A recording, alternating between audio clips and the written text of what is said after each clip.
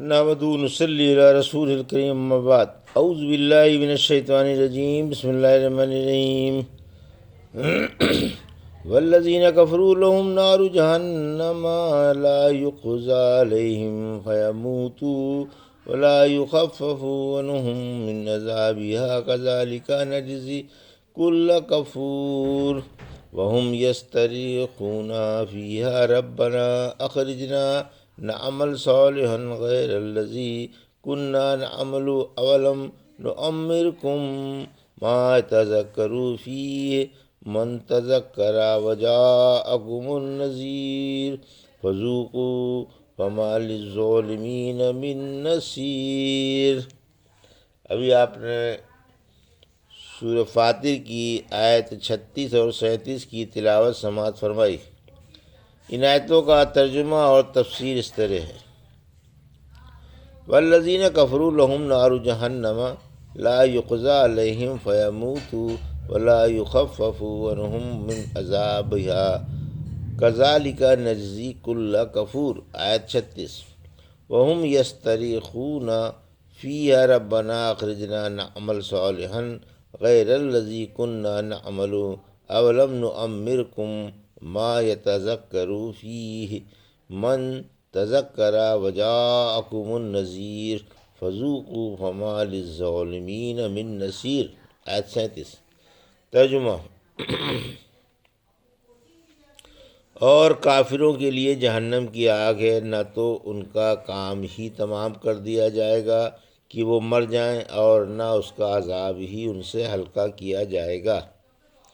ہم ناشکروں کو اسی طرح بدلہ دیا کرتے ہیں۔ وہ جہنم ہی میں چیخ رہے ہوں گے کہ اے ہمارے آقا، ہمیں اس سے نکال۔ ہم برعکس ان عملوں کے جو کیا کرتے تھے نیک عمل کریں گے۔ کیا ہم نے تم کو اس قدر عمر نہیں دی تھی کہ اس میں نصیحت حاصل کرنے والے نصیحت حاصل کر لیں، اور تمہارے پاس ڈرانے والا بھی آ چکا تھا؟ اس لیے عذاب کا مزہ چکھتے رہو، آج ظالموں کا کوئی مددگار نہیں۔ یہ تھا ترجمہ سورہ فاطر کی آیت 36 اور 37 کا۔ تفسیر: جہنمی نہ مریں گے نہ عذاب ہلکا ہوگا۔ آیت 36۔ اوپر خوش نصیبوں کی راحتوں کا بیان تھا، یہاں بد نصیبوں کی تکلیفوں کا بیان ہے کہ جہنمی جہنم میں نہ تو مریں گے اور نہ ان کے عذاب میں تخفیف ہوگی۔ سورہ اعلیٰ کی آیت 13 میں فرمایا، نہ بد نصیب اس میں مرے گا اور نہ زندہ ہی رہے گا، یعنی چین والی زندگی نصیب نہ ہوگی۔ نبی کریم صلی اللہ علیہ وسلم نے فرمایا کہ جہنمی نہ تو جہنم میں مریں گے اور نہ زندہ ہی رہیں گے۔ اللہ نے فرمایا سورہ زخرف کی آیت 77 میں، وہ مالک کو پکار کر کہیں گے کہ اے مالک، تم ہی دعا کرو کہ اللہ ہمیں موت دے دے۔ وہ جواب دے گا کہ اب تو تم ہمیشہ اسی میں ٹھہرنے والے ہو۔ معلوم ہوا کہ جہنمی جہنم کی تکلیفوں میں موت کو ذریعہ راحت و آرام سمجھیں گے، لیکن موت کی بھی کوئی صورت نہ نکلے گی۔ وہاں نہ تو ان کا کام ہی تمام کیا جائے گا کہ مر جائیں، اور نہ عذاب ہی ہلکا ہوگا۔ پھر فرمایا کہ ہم ہر ناشکرے کو اسی طرح بدلہ دیتے ہیں جو اپنے رب کی ناشکری کرتا ہے اور حق کو جھٹلاتا ہے۔ آیت 37۔ جہنمیوں کی جہنم میں چیخ و پکار۔ جہنمی جہنم میں چیخیں گے، چلائیں گے اور روئیں گے، دھوئیں گے، اور گڑ گڑا کر اور بلک بلک کر کہیں گے کہ اے سچے معبود و مربی، ہمیں اس مصیبت سے نجات دے اور پھر دنیا میں بھیج دے۔ اب ہم اپنے عملوں کے برعکس نیک عمل کریں گے اور نیک بن جائیں گے، چونکہ حق تعالیٰ کو معلوم ہے کہ دنیا میں لوٹائے جانے کے بعد بھی یہ نیک عمل کرنے والے نہیں، اور پھر انہی باتوں کا ارتکاب کریں گے جن سے انہیں روک دیا گیا ہے، اور یہ جھوٹے ہیں۔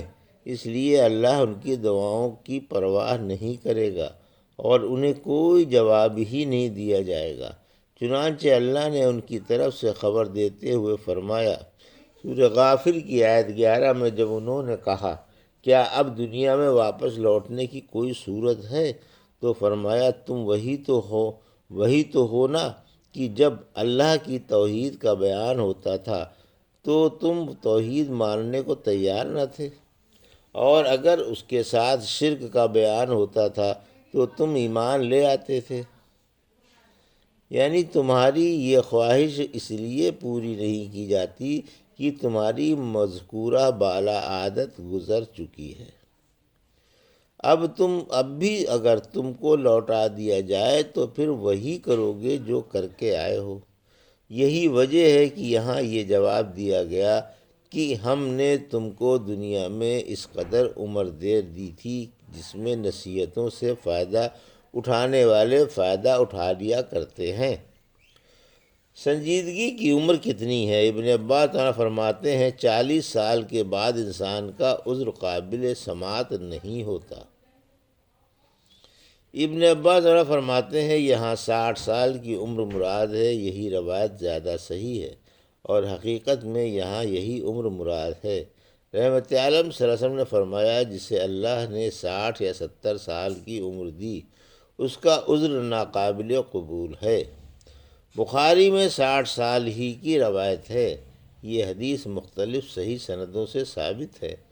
اگر صرف بخاری والی سند ہوتی تو وہ اکیلی ہی کافی تھی، مگر یہاں تو اور بھی صحیح سندیں موجود ہیں۔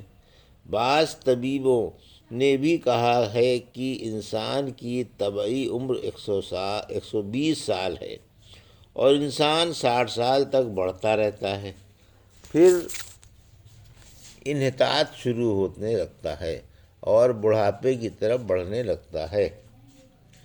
جب انسان 60 سال کا ہو جاتا ہے تو مسرت و جوانی کھسک جاتی ہے، چونکہ 60 سال کی عمر سے پہلے انسان کے عذر قابل قبول رہتے ہیں۔ اس لیے امت محمدیہ کی اکثر عمریں اتنی ہی ہیں جیسا کہ حدیث سے ثابت ہے۔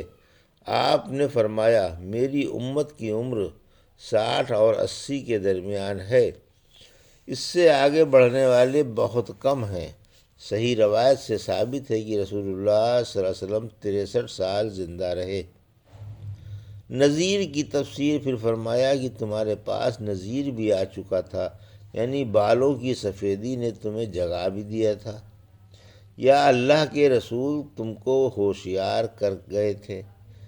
سورہ نجم کی آیت 56 میں فرمایا یہ پیغمبر بھی پہلے بیدار کرنے والوں کی طرح ایک بیدار کرنے والے ہیں۔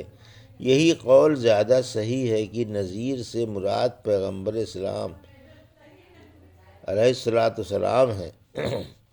یعنی تمہارے پاس رسول بھی آ چکے اور اصلاح کی عمر بھی۔ اب بھی تو اگر تم ہوش میں نہیں آئے تو اب تمہارا کوئی عذر قابل پذیرائی نہیں ہے۔ سورہ اسراء کی آیت 15 میں فرمایا ہم عذاب کرنے والے نہیں جب تک کہ رسول نہ بھیج دیں۔